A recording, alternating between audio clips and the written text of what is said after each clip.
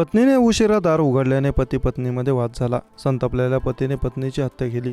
हत्येनंतर परिसरात एकच खळबळ उडाली. माहिती मिळताच पोलिसांनी घटनास्थळ गाठून आरोपीला ताब्यात घेतला आहे. हे प्रकरण चित्रकूट जिल्ह्यातील शिवरामपूर चौकी परिसरातील लायना बाबा मंदिराजवळच आहे.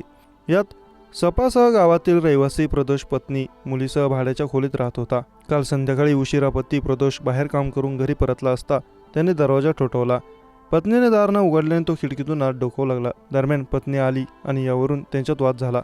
हा वाद इतका वाढला की पती पत्नी एकमेकांशी भांडू लागले. अखेर पतीने संयम गमावून पत्नीची हत्या केली.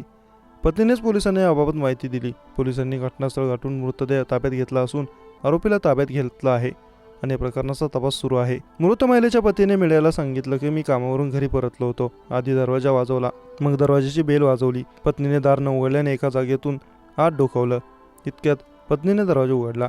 मी घरात आलो, मग थोड्या वेळाने बाहेर गेलो. दरम्यान पत्नी मागून घराबाहेर आली आणि आत डोकावण्याच्या मुद्द्यावरून भांडण करू लागली. मी म्हणालो, घराबाहेर नाटक करू नको आणि घरात जाऊन आपण बोलू. घरात येताच मी चाकू हातात घेतला आणि तिला चाकू लागला. तिचं निधन झालं.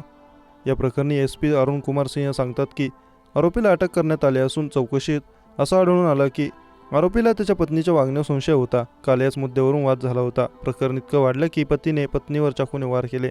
परिणामी तिचं निधन झालं.